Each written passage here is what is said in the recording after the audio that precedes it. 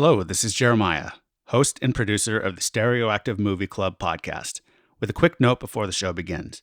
This episode was actually recorded way back in October of 2021. Mia and I had a baby in the fall, and due to that, some health concerns leading up to the birth, and now actually being parents of a lovely little one, we had to unceremoniously put the podcast on hold for a while. We hope you'll bear with us as we work toward getting back on track with the show in the coming weeks and months, though.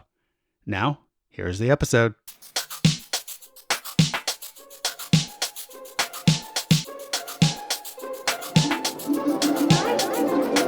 Stereoactive Movie Club. Stereoactive Movie Club. Welcome to the Stereoactive Movie Club. My name is Jeremiah, and I'm here with Alicia, Laura, and Steven. Unfortunately, Mia isn't able to join us for this episode. And we're going to be talking about the 1959 film Hiroshima Mon Amour, directed by Alain Resnais. But before we go on, let's hear from everyone about what movies they've watched since the last time we recorded. So, Laura, how about you? Watched a lot of movies, actually. I watched The Queen of the Damned, the 2002 vampire movie based on the Anne Rice book.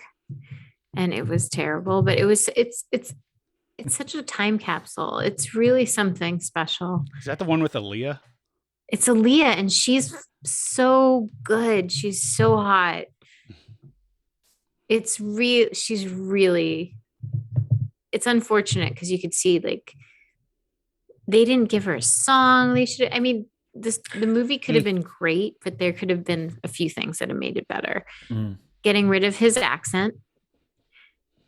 Alicia having her own song, because in the songs in general, and more sex would have made the film a lot better. But it was really fun to watch. I made a friend rewatch The Fly, the 1986 version, Cronenberg, last night, which was great. And then I watched Underworld for the first time. And that's another early aughts film with Kate Beckinsale. Another vampire movie? Yeah. It's October. Yeah, it's Halloween. Yeah, I thought they were Halloween themed. 'Tis the season. It's been a lot of fun. Oh, but I also watched the remake of Dune. We rewatched The Invisible Man from last year with Elizabeth Moss in it. Still pretty good.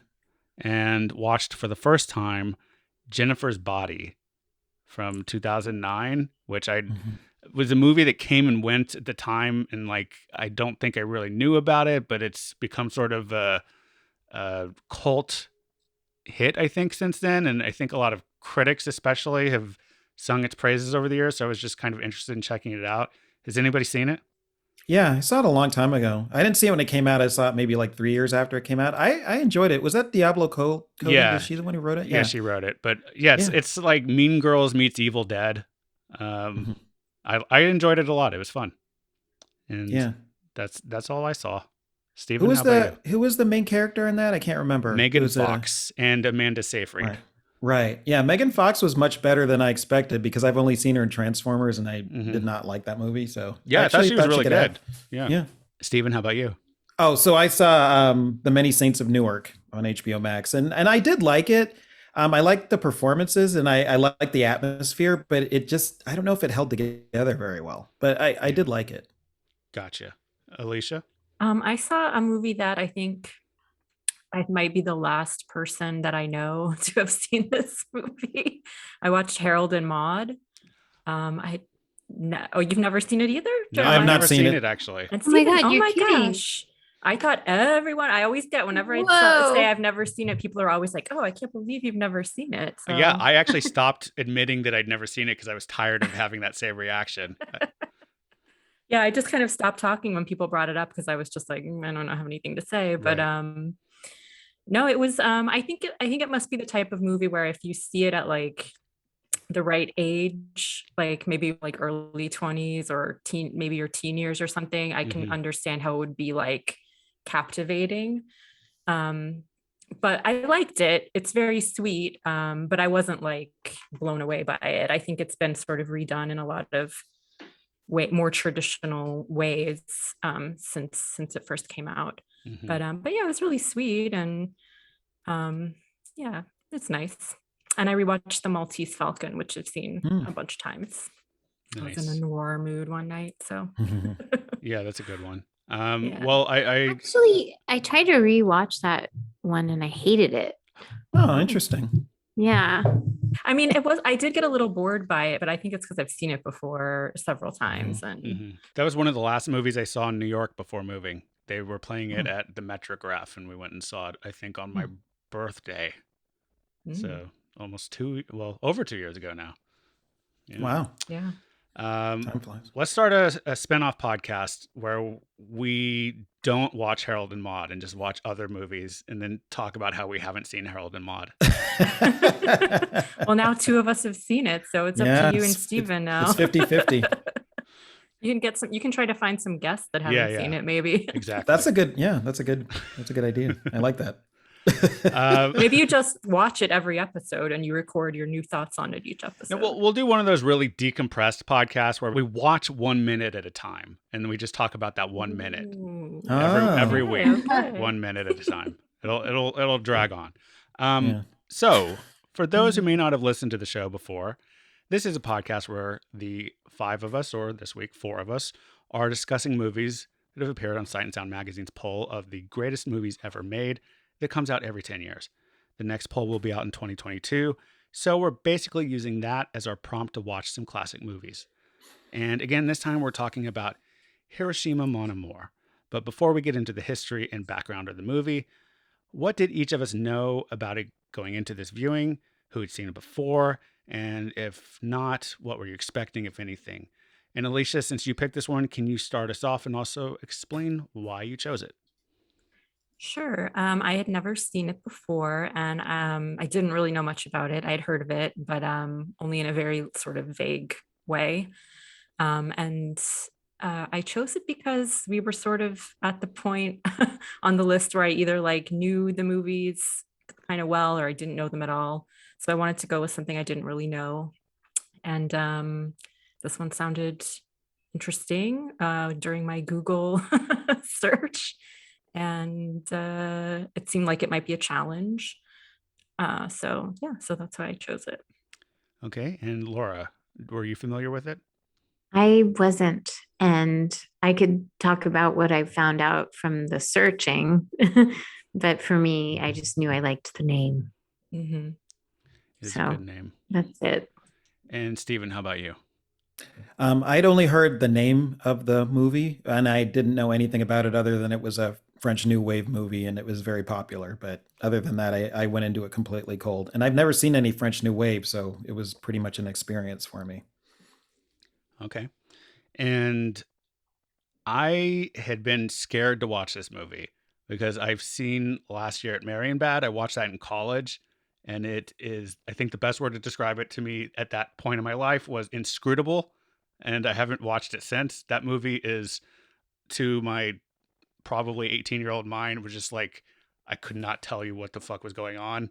Especially now, over 20 years later, I don't fucking remember. But I just remember thinking it was a very good looking movie, but I didn't know what I was supposed to be taking away from it. So knowing that this movie, Hiroshima Mon Amour, is by the same director, I was intimidated to watch this going into it. But so now we'll move on, I guess. Anyway, let's go ahead and take a break. We'll be back in a moment.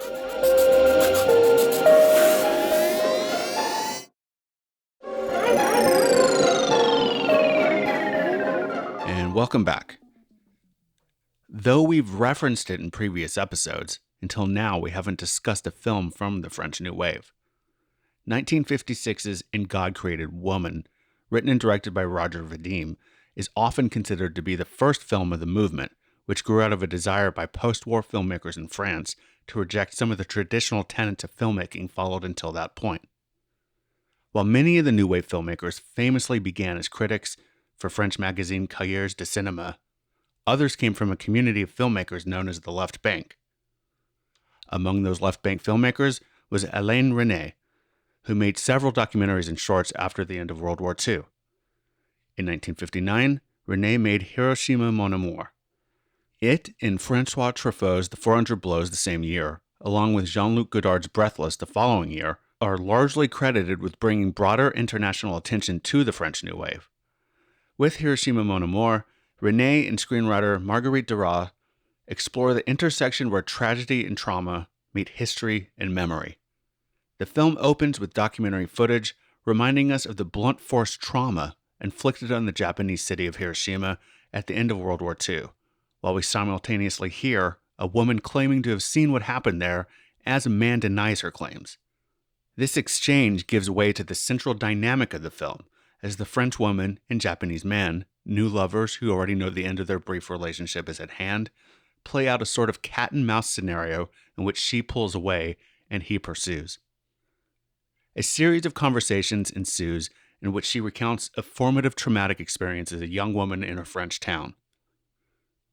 The use of flashbacks to her traumatic past, sometimes brief, other times more drawn out, were considered groundbreaking, while the film's focus on memory and trauma, and perhaps more specifically, the additional trauma that comes from forgetting, may have been particularly poignant at a 14-year remove from the bombing of Hiroshima, which itself acts as a sort of underlying connective tissue for the characters and events of the film.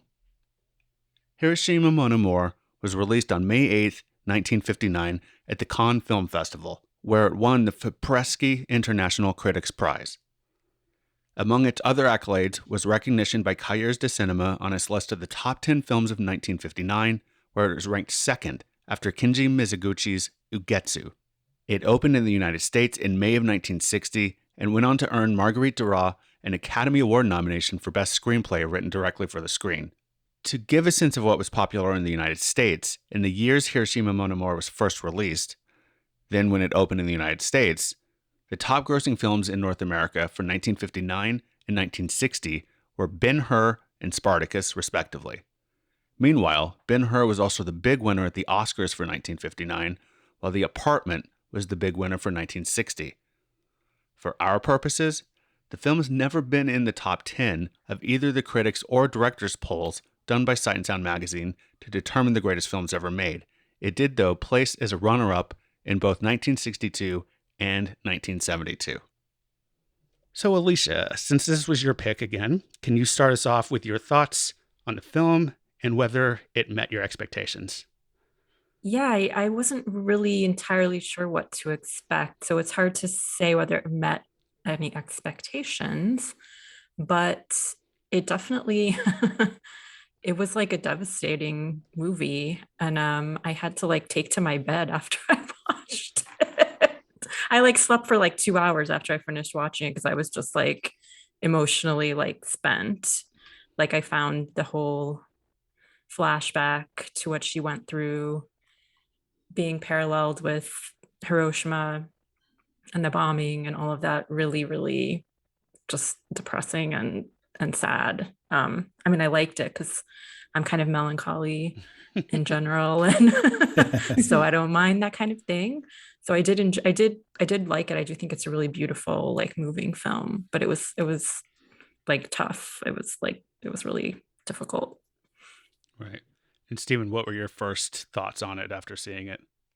Yeah, when I watched it, I ended up watching it twice because the first time I watched it, it was very confusing to me, just because there was a few characters and it was very talky and emotional. So I wasn't, and it was kind of all over the place, at least at the beginning. And, I'm such a linear person that I sort of need a little bit more structure when I watch movies. And so I tried to remember, we did see movies like Mirror that were not necessarily structured and there were dreams or, they were back and forth in time.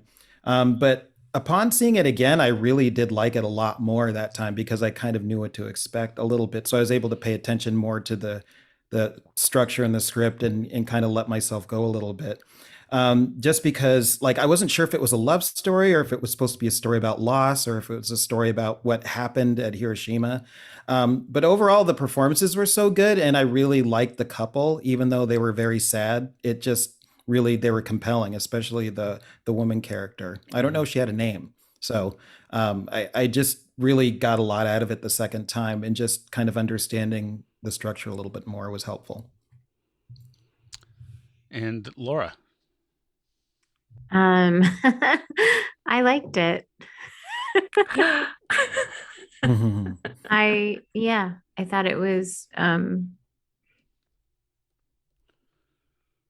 to me instead of like a film with a beginning, middle, and an end, it was more of just an art piece and something to watch and experience for a while. And I did, and I liked what it did. For all, it was obviously extremely sad. Anything with the context of the bomb and, the documentary footage at the beginning was so devastating. But there are moments where I wasn't really sure I believed some of the things that they were telling each other. And I don't know if that's even the point. It was very visually interesting, and I liked it a lot.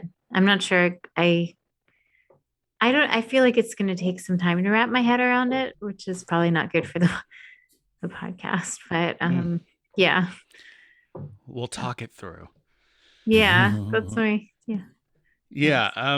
I also wasn't really sure what to expect from this movie. Like I said, I knew the filmmaker from last year, Marion Bad, which I'd seen before, which is a later movie of his actually.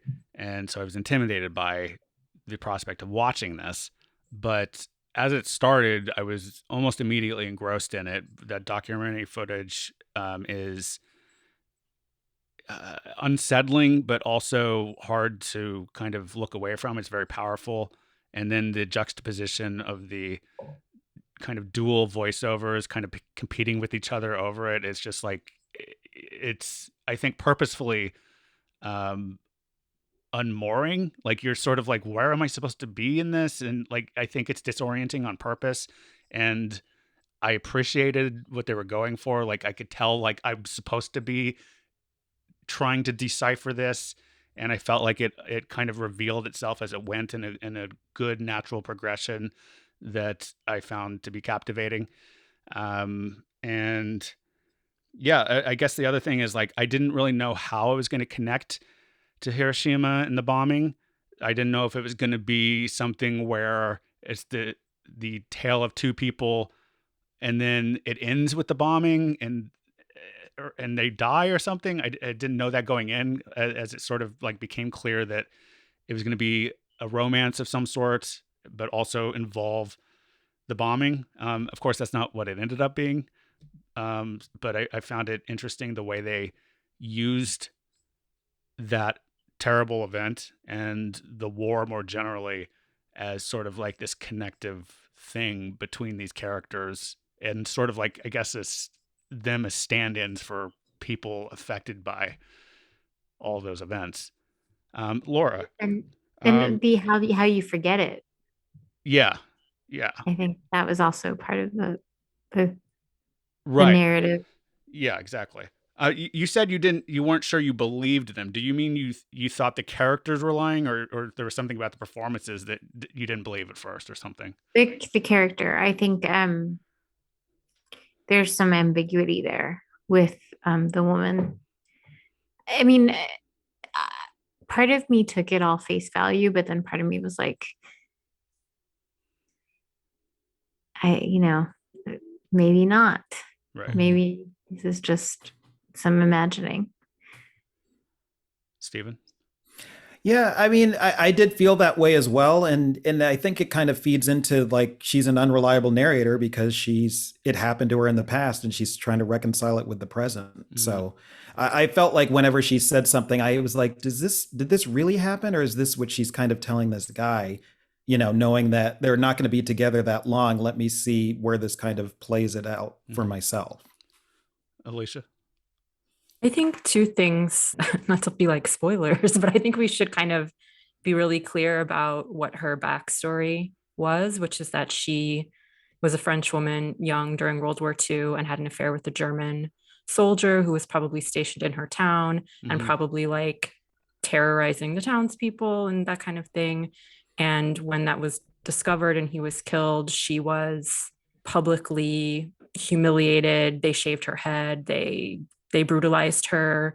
her parents locked her in the cellar of her house. She had complete emotional mental breakdown. Like, it's a really, really intense backstory. So I can understand why there would be like some wondering about like, how true is this? Right. But those things did happen during World War II to women in France that had been found to have had affairs with German soldiers. So it's not just like out of nowhere.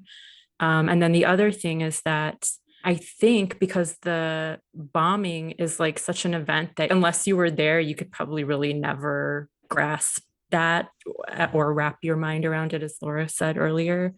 I think like the way in to get people to sort of understand like what a traumatic event it was, I think that the writer had to kind of invent this other story of the woman to sort of bring you into that.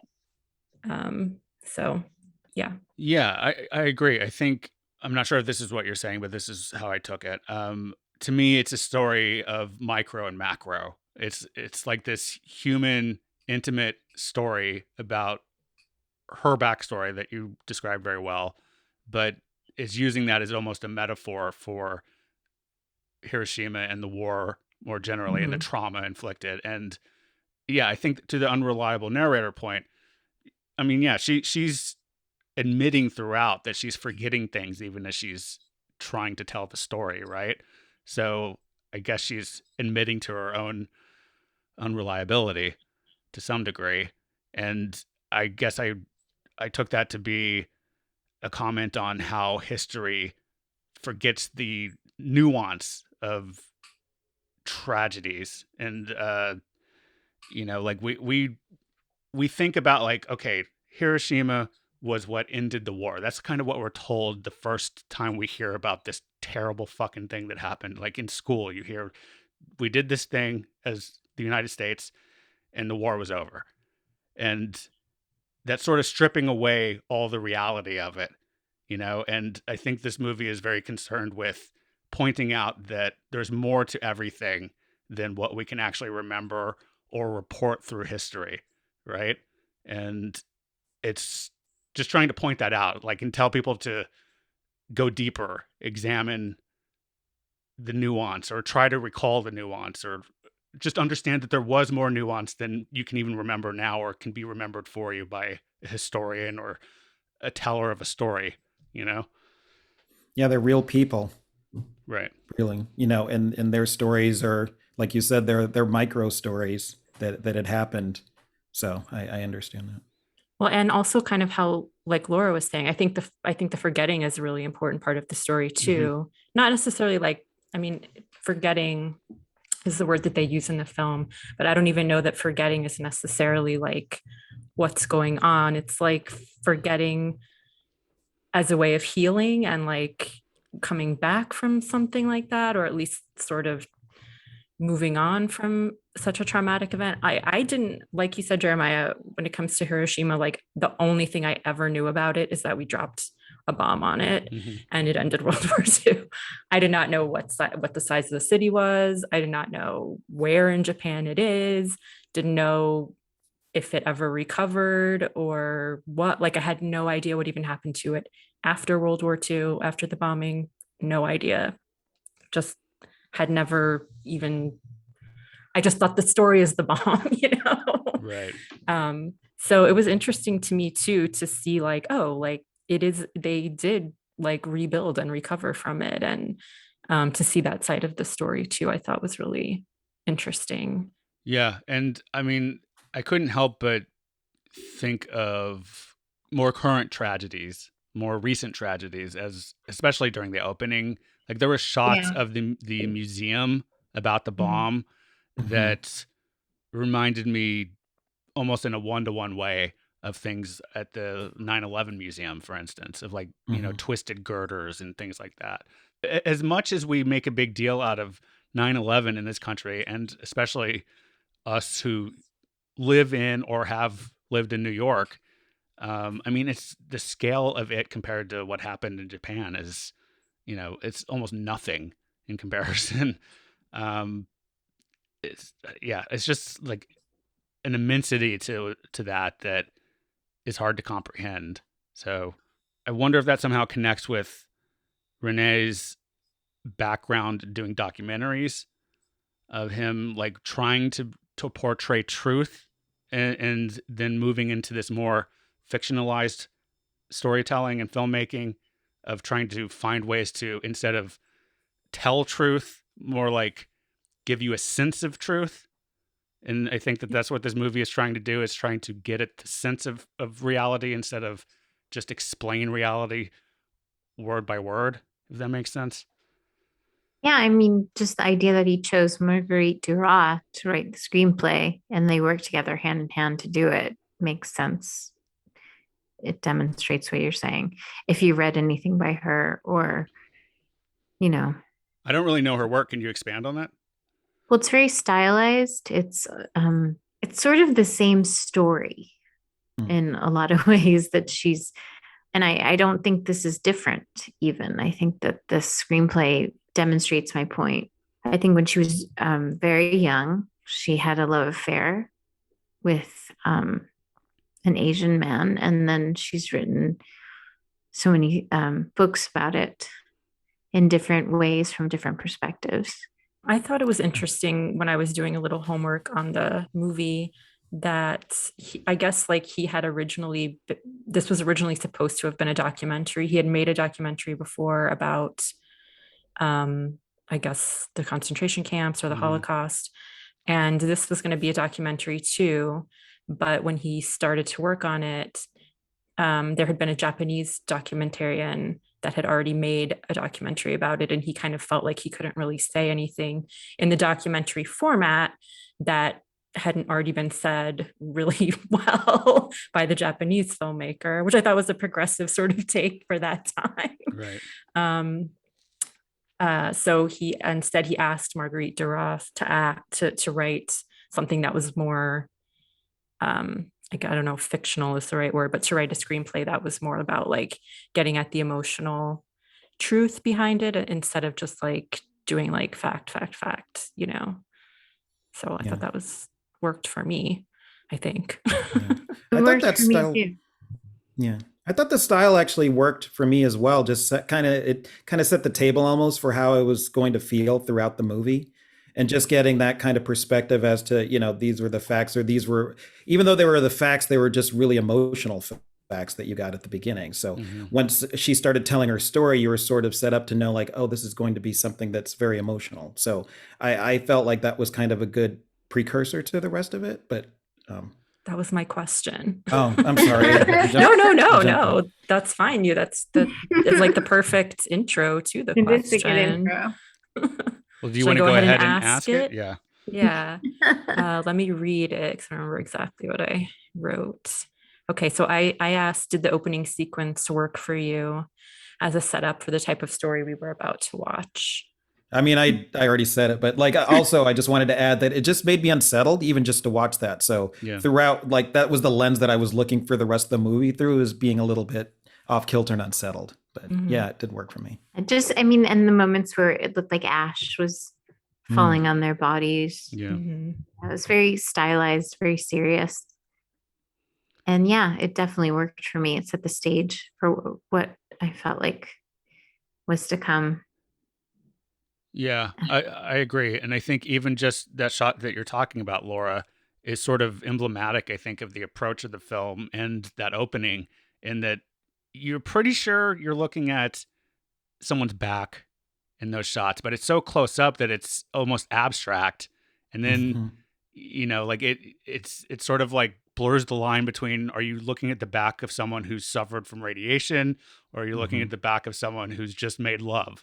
And it's sort of like blurring these lines from the very beginning, even as they're pretty quickly then moving into documentary footage and dealing with reality. And I do think it sets up the story very well in that way, just because it like Steven said, it's unsettling, and it just keeps being unsettling. So for sure. Yeah, for me, I found it a little like when I did have to go back and rewatch it like after I finished the movie, because when the first time I watched it, I was kind of like, what am I supposed to be paying attention Yeah. to? I was the same. And also, yeah, some of the footage is so disturbing that I did have to kind of actually like look away from it sometimes. Especially when they were like doing the stuff with the person's eye, and the young boy that had his face mutilated. It was really, really a hard watch. And then to be trying to watch that and also concentrate on what they were saying, because it kind of went two ways. Like for part of it, you have the back and forth that I think Stephen, you already mentioned, or somebody already mentioned, where the woman's saying, I know Hiroshima, I was there, I've seen the hospital, I saw the people or the foot, I can remember everything she was saying. And the man was saying, you didn't see anything, you know nothing, you don't know what you're talking about.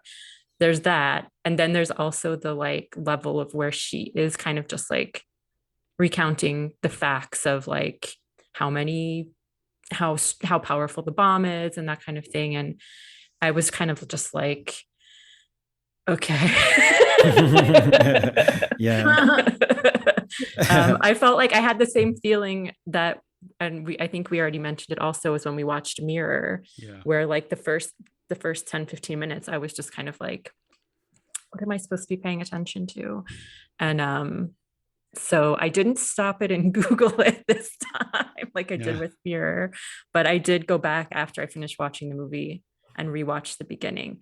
But I think actually like maybe that was something that the filmmakers is kind of trying to do. It's kind of trying to make you understand that like it's hard to make a film about something like an event like that. Like there's only so far you can go I think I already said it earlier, like if you weren't there, there's only so many ways you can portray it and only so close you can get to it. I think also those images that you're talking about that are very disturbing to see and to realize those happen to real people, and I'm looking at them right now on the screen in front of me, it does make you look away. And that is the antithesis of what a movie wants you to do. A movie wants to captivate you and keep you looking at it and keep you engrossed in this story.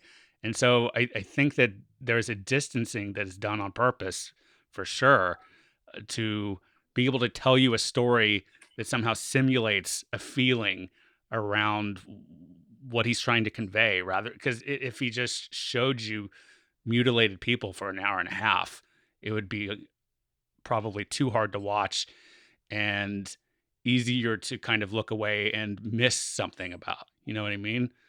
It's easier to like engage and get captivated by and engrossed in the story that we do get told after we move past those documentary images. It's almost like he went there with the mission of making a documentary, and the beginning of this film is him getting that out of the way the same way he had to like push it out of the way to make a narrative film in real life. Yeah, it's almost like just encapsulating his sort of experience of how he came to the film on top of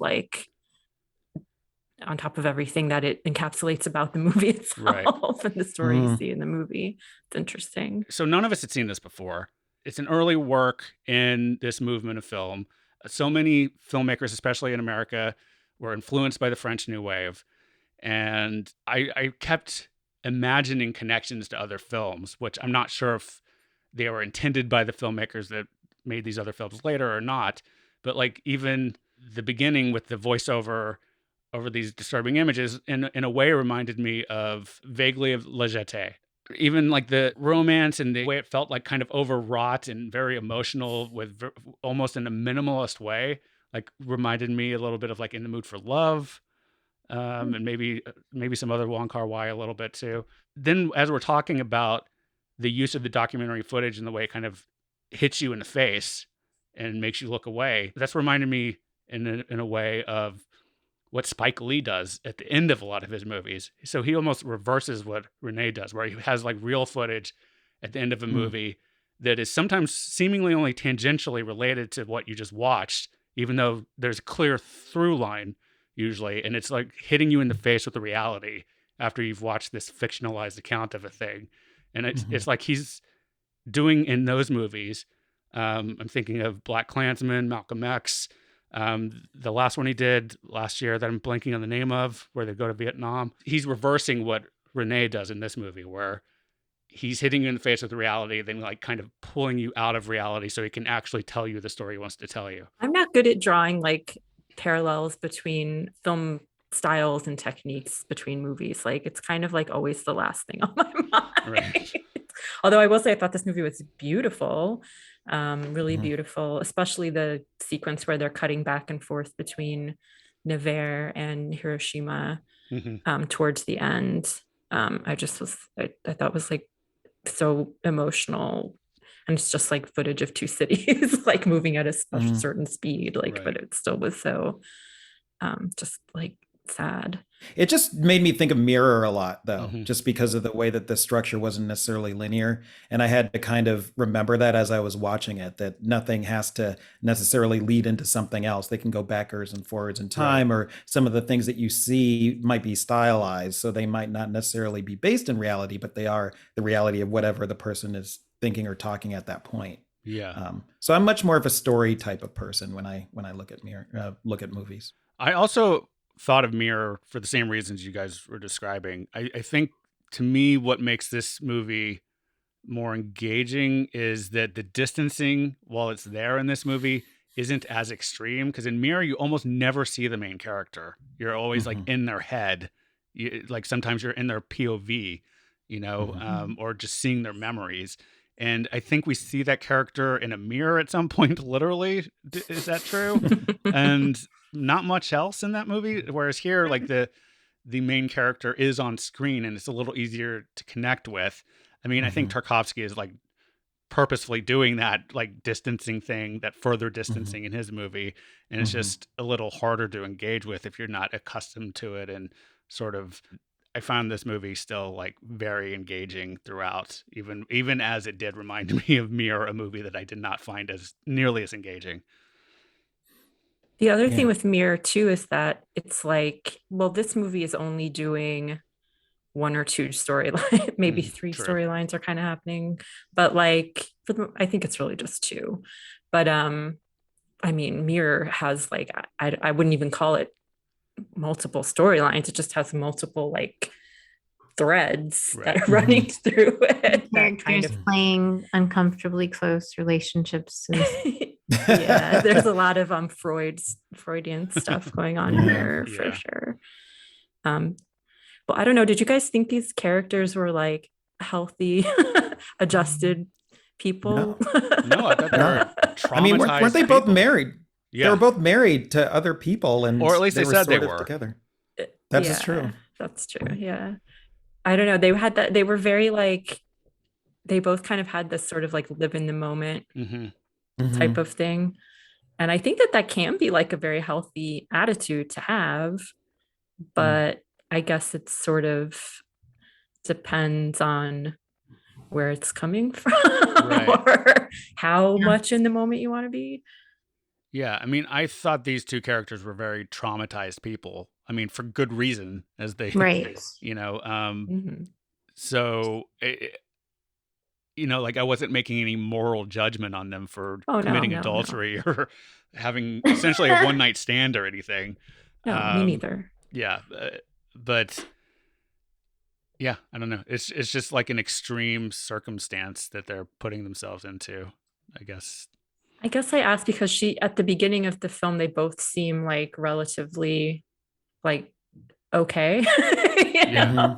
And they're just like, yeah, we're just having this, you know, we're just having like a good time. And, you know, I mean, you can see a little bit, there's like that flash that she has when he's like sleeping, where she flashes like her dead lover, you know, lying there. But other than that, you're kind of just like, oh, like, will they, won't they? And then it becomes this like a whole other thing where she's really like deeply triggered by this experience. Right. Yeah. Well, when I first did watch it, I did wonder, like, would she stay there? But then when I watched it the second time, I was just like, this is just a complete fantasy of her staying in this moment and being there. So I think that's true. Yeah. Was there ever a moment that you did really think she might end up staying. I did, like I said, when I first did watch it, I thought maybe, just because she just didn't. Yeah, it's kind of like an interesting thing. It's just like she didn't feel like her life was kind of going where she wanted it to go, but this person seemed very interested in her, and maybe that was part of the chase that she had with him. Like she was sort of like drawing him in, but pushing him away at the same time. Mm-hmm. But the second time, I didn't think that so much. I don't know. I think the further it went on, I thought the less it mattered whether she was going to stay or not. Like it became less a pertinent question to me. I think, Mhm. you know what I mean? It was just sort of Mhm. became about like, whatever happens, happens almost. I don't So it know. was like something they say to fill space at that point. What do you mean? Well, I mean, they say it a lot. Right. Yeah. Like, Yeah. I guess it's just a way for them to keep engaged with each other and continue the yes. conversation. And then if he asks her, like, will you stay? Then she has to answer. And so they get a little more time talking together or something, you know? I think that makes a lot of sense. What does everybody think of the fact that this is a joint production, Japanese and French, by a French filmmaker though, and the cast is the two main cast are French and Japanese, but we don't really get a lot of his story, and we don't flash back to his story at all, Mm-mm. as far as I remember, right? So it's not No. like an equal representation, and I'm not like trying to deride it for that. I think that probably the mission statement of this movie was to somehow express something to a French audience, probably more than a Japanese audience, about Hiroshima and the experience there. But what do you think, Laura? Well, some of the synopses I've read have talked about how it's an overgeneralization, how they both just talk about tales of their past loves, etc., and as if it's an equal thing, but there's nothing equal about the stories that are told. And I just agree with you. But the way it was described is something kind of different from what I've read. Right. Do you think the movie would have been improved by having more in the balance from his perspective of his past? I just wonder why it was described as if it was an equilateral thing. I Right. think that's where the Mhm. movie was done a disservice. I don't think it needed it. It just wasn't that. Sure. Yeah, because it did describe, I think, in one of the synopses I read, like he talked about how his family died when he was he was a soldier, and he Right. did talk about this past loves, but there was nothing there. But I felt like that was just the movie was more about her than it Right. was about him. Yeah, And totally. it was her reaction to him. So that was okay for me. It was just sort of like I was taking it in. Yeah. Mhm. And he's Yeah. almost, in a way, you could argue, our surrogate, because he's the one like interrogating her and getting her to share her story, whether seemingly she wants to or not. Sometimes, Right. there is a Even little if it stalkeriness takes a little about him, right? slapping. Yeah, the slapping. That's Yes. an intense moment. That It was was so bizarre. crazy. I guess I just crazy. like wrote that off as like one of those things that used to happen in movies. Men do as- then. I don't even know if like, I don't want to say that men did that and it was okay, but it's like a thing that gets portrayed in movies as like a way to just like snap someone out of something. And I Well, took that's it as the way that I took shorthand. it. Yeah. She was Yeah. definitely on the verge of hysteria. Right. Mhm. And it was like, thank God he slapped her. Yeah. Well, everybody turned around like, She remembered also- who she was. The sound design right there was doing a fucking ton of work. Like I didn't realize until he slapped her and all the sound came back on how like tunnel visioned or tunnel audioed, I guess the sound design had Mhm. become. Like it had just whittled down to like just her voice, and you're just completely in her head. And he smacks her, and then you hear the street sounds and the restaurant sounds and everything.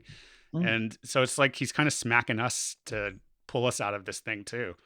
But then did you listen to the sound for the rest of the film and how intricate and interesting it was?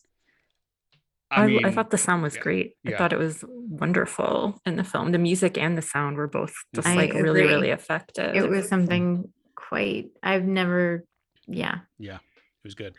I also wanted to mention about like for his story that I thought it was so strange when he told her like, oh yeah, my family died or my family was here during the bombing. I don't even remember what he said. Right.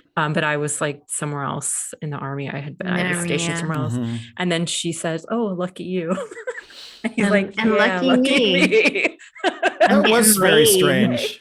Lucky. I mean, I guess lucky that he wasn't there, but like you know, I wouldn't use that. That's not the phrase that I would use, that I would say to someone after they told me their family was like killed in a bombing like that. I actually appreciated that because of the clunkiness of it. And I do think there was a lot of, even to the point when she talked about her reaction when the bomb hit and where she was and what she did, there was just a lot of clunkiness. It was not a lot, mostly it wasn't easy to hear, and she didn't try to make it palatable, and like she just said the weird shit that you know what I mean? Yeah. I mean, what can you say really when someone tells I you don't know. something like that? So she was like, I was astonished they did it.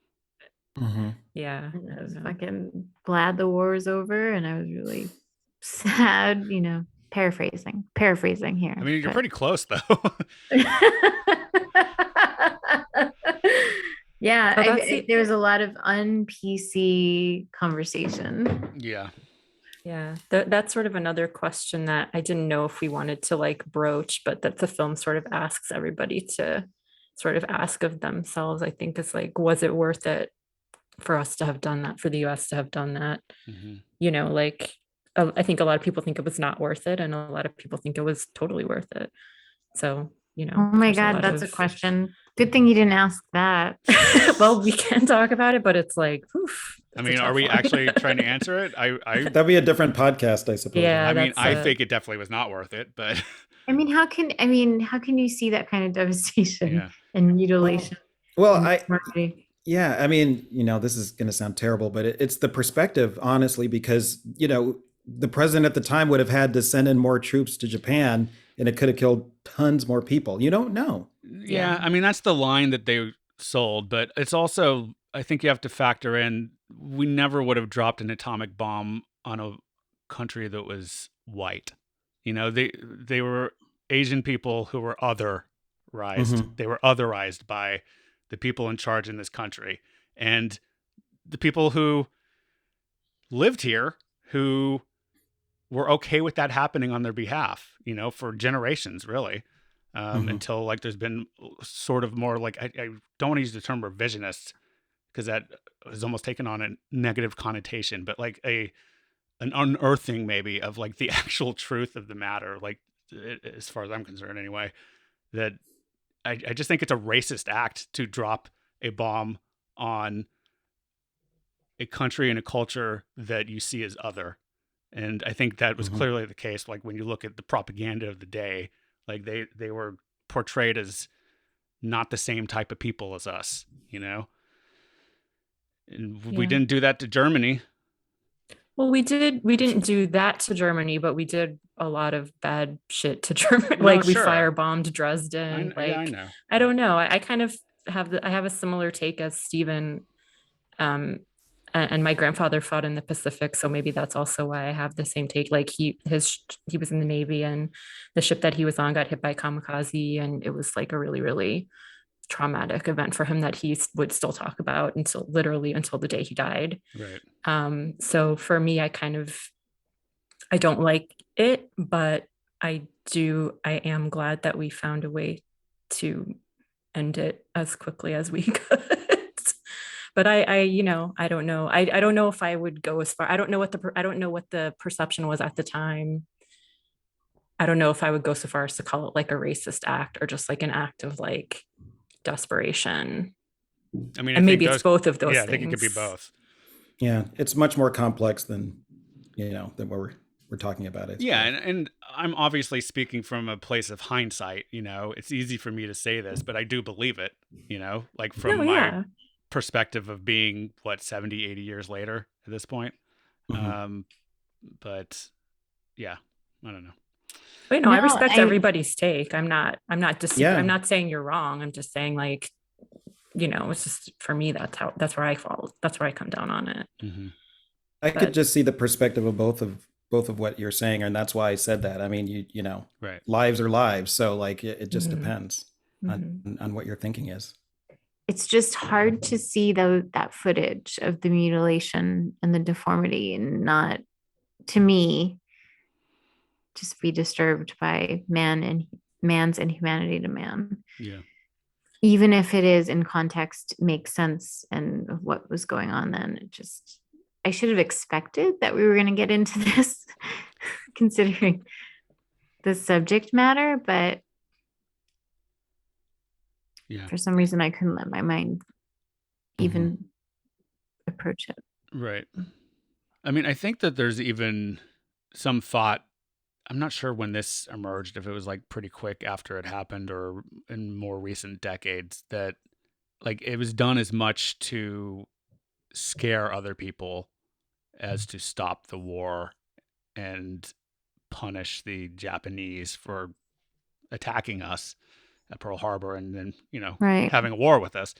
But as a show of force, a deterrent to other countries that like, hey, we have this weapon, so don't fuck with us. And then, but of course, then it just turned into an arms race for 40 years. So how'd that go? Do you think, to your point, Jeremiah, this film is something about scaring people in and of itself in a different way?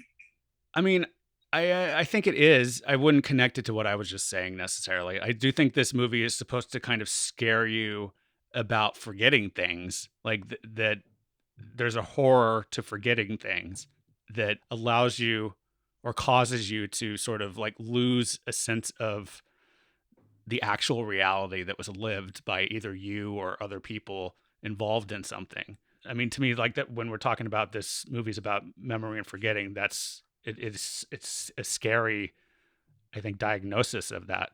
Yeah, I came away feeling like the filmmaker is very anti Hiroshima bombing, and just sort of, I don't know if anti-war in general is the right word, but definitely against like using the atomic bomb, especially when there was footage of protests, people walking around and holding the signs, basically protesting the use of that type of bomb. And like you said, the arms race that happened in the aftermath of that has been probably one of the most destructive things that's happened in our society in the past 80 years or whatever. Like there's no end to it, seemingly. Right. Not yet. And boy, do I hope we don't see one. You don't want to see an end to it? No. Well, yeah, I get what you're saying. Well. Yeah. Yeah, it can only end badly. So I guess. Yeah. Oh, yeah. That's the perspective you're taking. If that's the ending you're envisioning, then then yes, I do not want to see that either. Of course. Jeez. Do we want to talk more specifically about the style of the flashbacks and the way they worked in the editing? I know we've talked about it from like a story perspective, but anything, the non-linear aspect? Yeah, and just apparently it was groundbreaking at the time. I feel like we see it in movies all the time and TV shows all the time now, to its stupidest extreme, like in Family Guy, where like like they just cut to something that happened to somebody. But in this movie, like it's almost starts off, I don't want to say subliminal because it's not that quick, but it's like these edits to footage of her previous life, and you kind of don't know where you are in it, and there's nothing really even going on. It's just like a tableau or like a slow tracking shot maybe, and you're just kind of seeing something, and then it gets connected later to like once she actually starts to go into the story, and they become longer and more thoroughly depicting of her experience. That was a weird way of saying that, but whatever. No, I mean they saved pieces till the last bit to explain how it all went down. The shaving of the head. We see her with a shaved head multiple times before she explains that they did that to her, But even before that, what I'm saying is like there are shots where you just see like the countryside of France. I think we see that before we really see her and the town or the people, and it's almost like a prelude to what's coming. And I guess I was trying to get at is like that's something that I think we're used to seeing at this point. What is it now? 60 something years later. And for people then, I'm not saying this is the first movie to have done a thing like that, but it wasn't a thing that was widely done. And that's like what the French New Wave filmmakers were all about. It was like trying these different things that were a little less fluid, a little less about continuity of filmmaking. They were more willing to kind of expose the seams of the movie and shatter time. Yeah, exactly.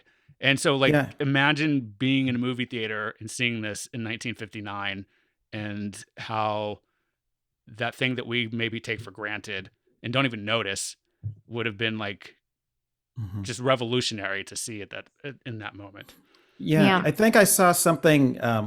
It was like a little short, like documentary. A professor was talking about how in a movie that was made before then, like the boyfriend that she had in Germany would have been like a character. Like you would have like seen their romance, and you would have seen how they interacted with each other. So when he did get killed, it would have been more devastating. Instead, we get like the first shot we see, like of him, he's kind of bloody because she sees like her lover, like the hand move, and then she sees that shot and you're like, what is that? That's really jarring to me. Right. So you just see bits and pieces of him throughout the movie, so you don't necessarily have a connection with him, but you do with her, and you know what her feelings are, but you don't necessarily know anything about him other than, you know, his background as being a soldier. Right. And I think know he's German. That too.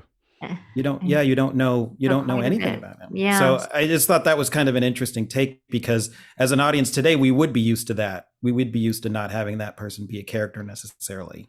But or there'd be something like Easter eggs to show us the kind of character. Right. Yeah, I did think it would kind of played out almost like how a lot of like murder mysteries play out on TV nowadays, where you get dropped these little like breadcrumbs about what the backstory was here before the murder happened.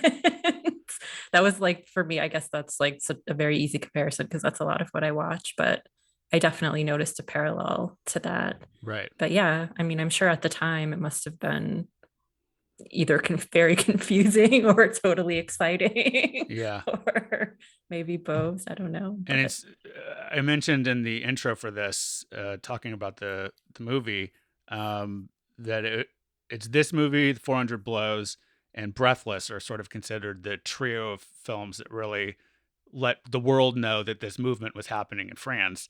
And like they all have some version of this filmmaking technique being done in a new way, you know, like this with the flashbacks.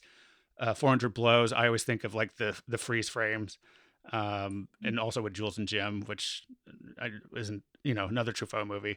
And then Breathless, like the jump cuts, like they're calling attention in these movies to the fact that you're watching a movie. They're not trying to like hide the cuts. They're not trying to make you think you're watching a play or reading a book or something. Like they want you to be aware that you're watching a film. And I guess that's what they largely get credited for in the French New Wave, of like owning that and then passing that along to like the new Hollywood gang that came in the 60s of like Dennis Hopper and then Coppola and Bogdanovich and Friedkin, et cetera, et cetera. Much later. Well, like 10 years later, not even 10 years later. I'm curious, out of those three films, has each of us seen the three that you just mentioned? And obviously we've each seen one, and is there one that means more to us than the other? I'm pretty sure I've seen the 400 Blows. Yeah, we saw that together. That's what I thought. I couldn't 100% remember if that was something that we saw together or if it was a different movie. Yeah. But so I've seen that one.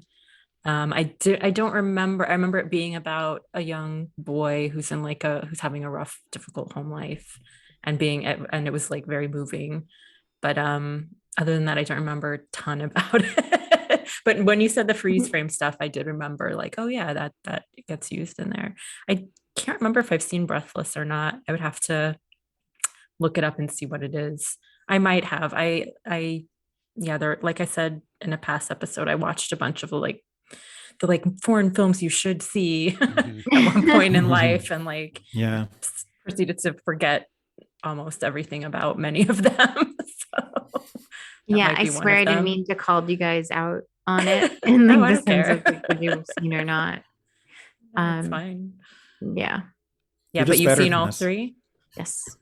I'm assuming your favorite is Breathless because I know Yes. you reference that movie a lot in your life. You know me, Chairman.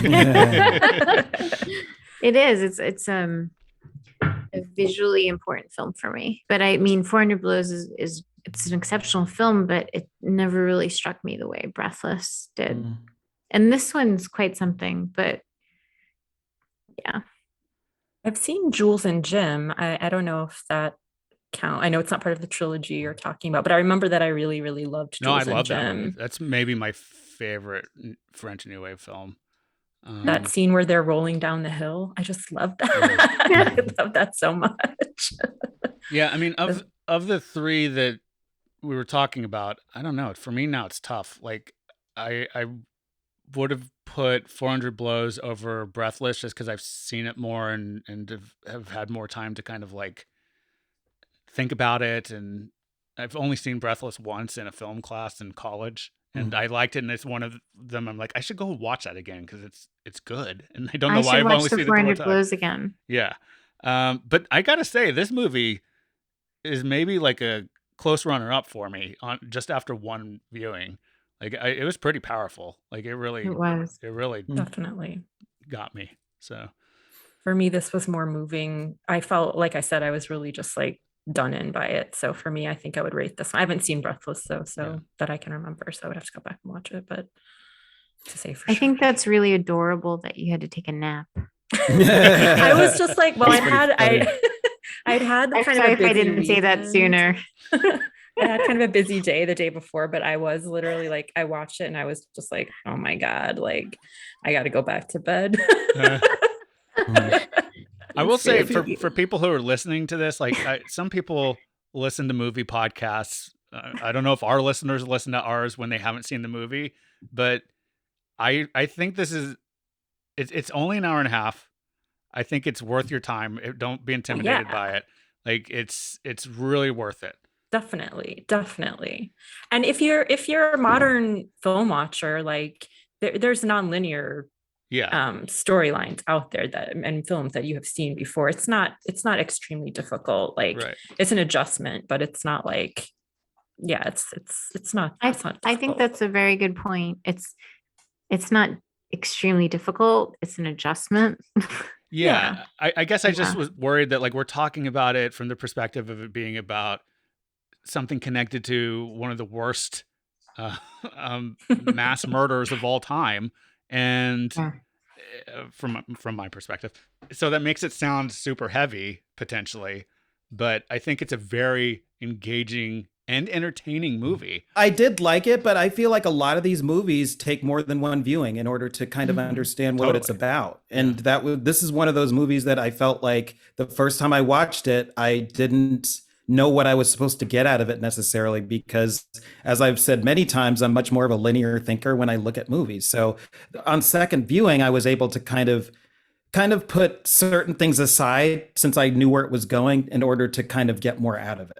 That's all I was going to add to it. I do think it was worth my time, but I feel like some movies you do need to see twice in order to get more out of it. That's a really good point. Agree. And I think agree. a lot of people would appreciate you saying that. Yeah, totally. And I think even if you watch this twice back to back, that's still shorter than Godfather Part 2. So that's true. Very true. And they're both worth your time in my view. But yeah, no, I agree with you. I think that like I got a lot out of this movie on the first viewing, but I definitely could imagine watching this movie again and it becoming like literally one of my favorite movies, you know, like it or not. No, I think I really liked it a lot. Yeah, I like but I think that Steven's right. There's a lot in it that I think a second viewing would open it up more, you know? Yeah. I have one other question. What did you guys think of the place that they went at the end being called the Casablanca? I noticed that. I thought it was too me-ish be here. I did too. I kind of rolled my eyes a little bit. Yeah, actually. Me too. I was like, that's a little too on the nose. I didn't like that too much. Anyway, sorry. As opposed to the new Hiroshima hotel. Yeah, well, that was also a little clunky. I guess clunky is another theme of the film. Yeah, I that didn't was find it that definitely clunky. good catch. I don't co-sign the clunky statements, I think. Mhm. Just kidding. So, what was everyone's favorite scene or moment or element of the movie, if not one of those things? Stephen, how about you?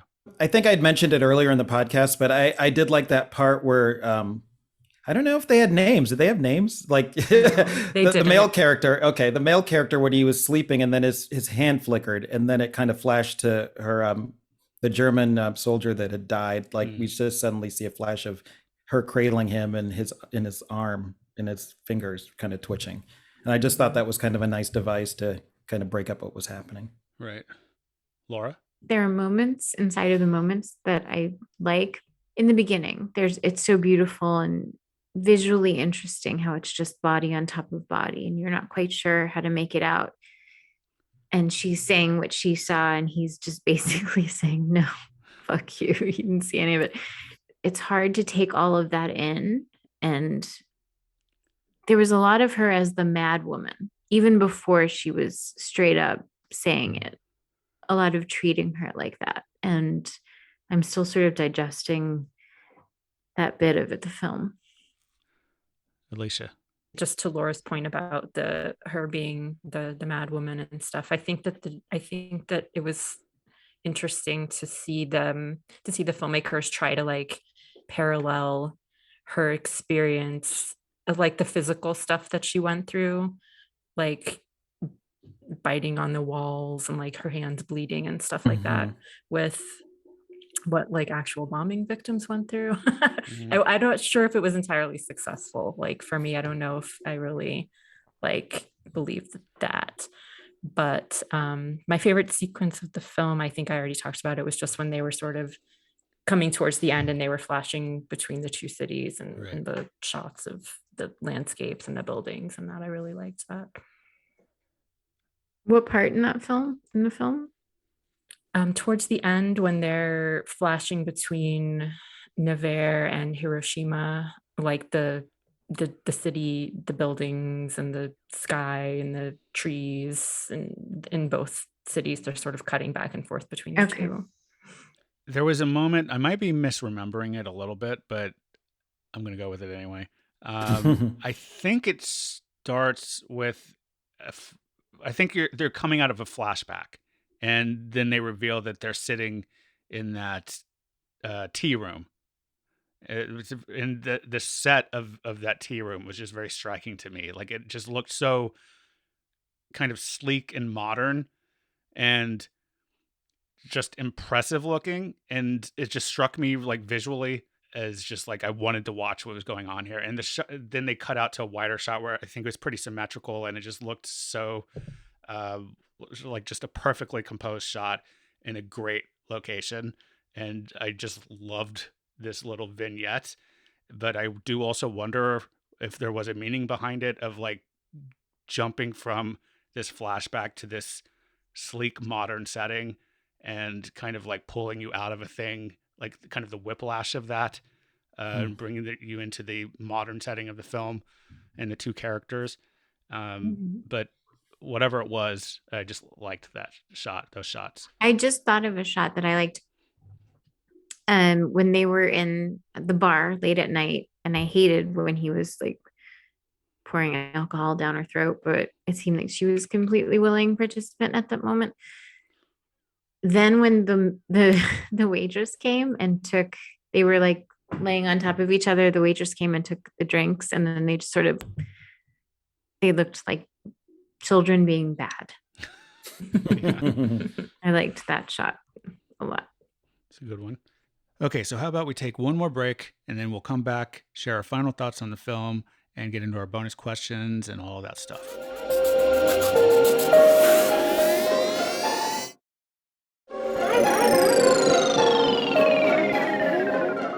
And we're back. So, has the movie, as far as we are concerned, stood the test of time? Do we think it resonates today? It should be required viewing, I think. Okay. So you're a big yes on this. Yeah. I mean, whether the film is flawed or not, it's still important Mm-hmm. and successful. Yeah. Alicia or Stephen? Yeah, I think it does. Just in terms of the storytelling and, that it's nonlinear. And I feel like the acting is so strong in that. And, you feel for the characters. So I do feel like it does stand the test of time. You can watch that in 10 years and you'll still get something out of it, I think. Mm-hmm. Alicia? Yeah, I really, really loved it. And this is going to be towards the top of my list. It might even be the top of my list so far. Like, Wow. I just thought it was really powerful. I mean, yeah, like there's little things that I didn't love overall, like little things, but overall it had a really big effect on me, and I definitely felt like it resonated, and it still resonates. Yeah. It might be near the top of my list too, especially after talking about it more. Like it's one of those movies that the more we talk about it and I think about it, the more I like it. But the more I want to watch it again. Yeah, same. Honestly. Exactly. And but yeah. I definitely agree that it stands the test of time. I think it definitely resonates today because I think the things that it is trying to explore about memory and tragedy and trauma are just, that's always going to be relevant, I think. And I think we've all gone through multiple things as like a country, a world lately that we're going to have tough times remembering all the nuance of, and they're just going to like be flattened into these like cartoon versions of history at some point where, at some point we're just going to talk about the pandemic as like this thing as distant as the Spanish flu is to us, and we'll post something on social media saying never forget. Exactly. And yeah, and we that weren't gets allowed to leave the house 9/11 is another one month. that, even though I said earlier in the episode, Exactly. that's like such a smaller scale disaster and loss of life, it's still like a giant event that happened. And, I think you could argue that it's misremembered more and more every day. And, there's a president who got elected by fucking lying about people cheering about whatever. I'm not going down this path. I mean, and then look what we did to Afghanistan in the name of this. So it's like, yeah, it's interesting. It's good that you talk about how it's numbers wise, it's just this small fraction of what happened here, because it feels you could forget that because it's like so monumental for me. I feel like on a personal level, you kind of have to like not forget stuff, but you kind of have to like let your brain move on from things. Yeah. But like on a societal level, like, yeah, on the anniversary of 9/11 every year, do I want to see that footage again? No, but like maybe we should see that footage every year, like over and over again on that day to remind us like how bad it was, or to demonstrate to people that weren't alive then or whatever, like how major it was. I don't know if it's possible to do that, but right. But, I think I don't think it's just that macro scale though of like the world defining tragic events. I think it's also, there's stuff in here about like just your own personal trauma and the way we have to forget pieces of that to just live and keep going. Mm-hmm. I think that that's also going to always be relevant.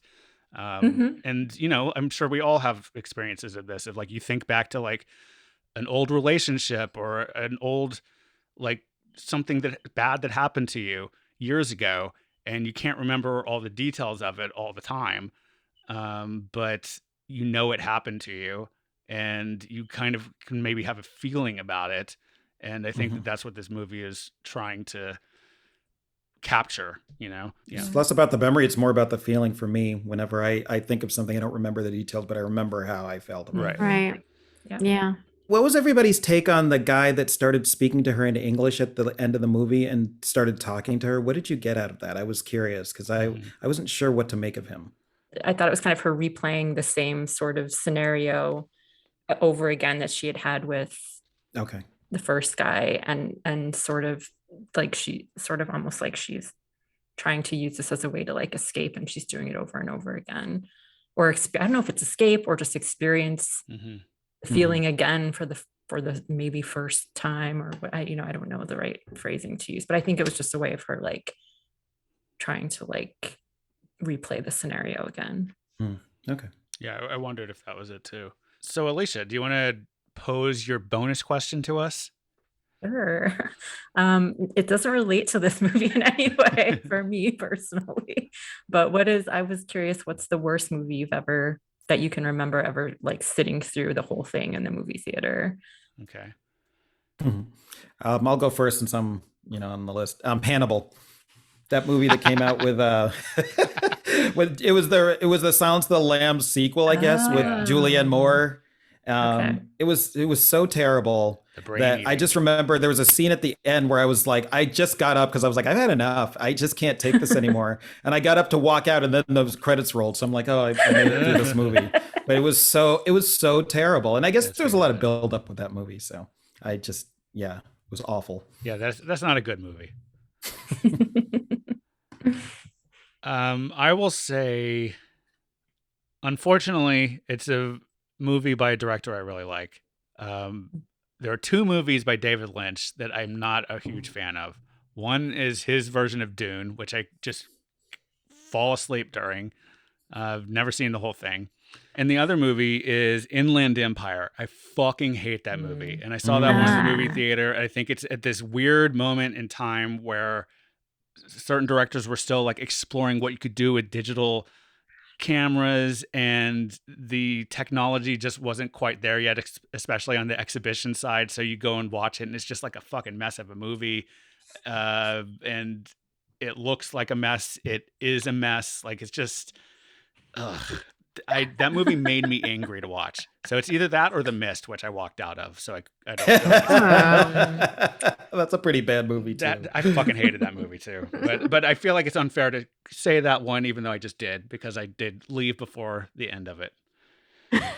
That just means you're a self-preservationalist. I've only walked out of, like, I can't remember another movie I paid for a ticket for and walked out of. There might be one other, but I can't even remember what it is. But that one I went to with my mom.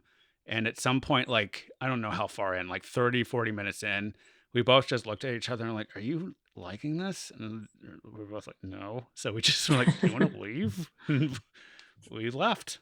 It was the best decision I made that day, probably. Wow. I wonder if I should think of mine as the one I walked out on. The question was, what did you, I was curious, what did you sit through the whole thing of? But if you don't have one, you can go with one that you walked out, or you can answer both. Well, I walked out on The Brown Bunny because I thought fresh air would have been better than sitting in there and watching it. I used to sneak into a lot of films when I was a kid. And so, like, Ernest Saves Christmas was one of those movies that I watched the whole one. But what I'm going to go with is Streets. It's a Christina Applegate movie, and it's one of those like B movie exploitation films when she was trying to make it from her TV show into films, and it was brutal. And I remember just being a fan of hers and going to watch the film and just being devastated. So I've never even heard of that one. Yeah. So don't go watching it unless you're ready to like really take a nap after. I would have to do it after good movies. So Alicia, what was yours? I just take a good nap anyway. So. Yeah, me too. But I felt driven to it more than normal this time. No, I think my favorite, or not my favorite, my least favorite movie that I ever sat through was Spawn. With it's like some kind of comic book movie about some disgusting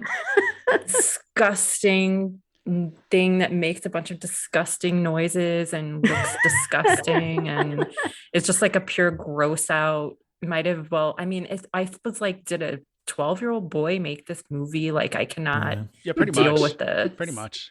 Yeah. I would say Todd McFarlane's pretty much a 12-year-old boy. Is he the person that made that? Well, he's the guy who created Spawn. I'm not sure if he technically directed the movie, but he was very hands-on in making the movie, from what I understand. I was so angry. Oh, there's another one, Mr. Bean. That was the other one that probably made me equally angry. And that when I went to see Mr. Bean, I went with my college roommate at the time and her boyfriend, and I didn't want to go. I was like, I don't want to go see this movie. We went. It was freaking terrible. And I was like, okay, you have to I made them give me my money back for going with them to the movie. Wow.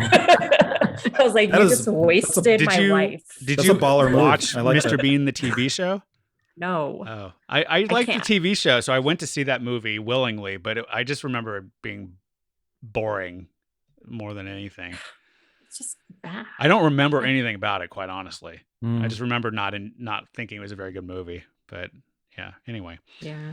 So our next episode is my fourth pick, The Rules of the Game, which is directed by Jean Renoir, and it was released in 1939. It's available to stream with a subscription on the Criterion channel or for free on Canopy, and it's also available to rent via Google, Amazon, Vudu, etc. So that's it for this episode of Stereoactive Movie Club. We invite you to join us in our Facebook group at facebook.com/groups/Stereoactive Movie Club. You can also email us at stereoactivemovieclub@gmail.com, or you can send us a voice message on our show page at anchor.fm/Stereoactive Movie Club. Thanks for listening. Bye.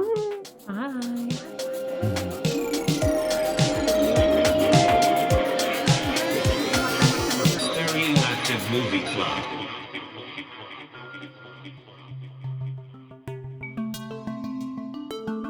This podcast is produced by Stereoactive Media.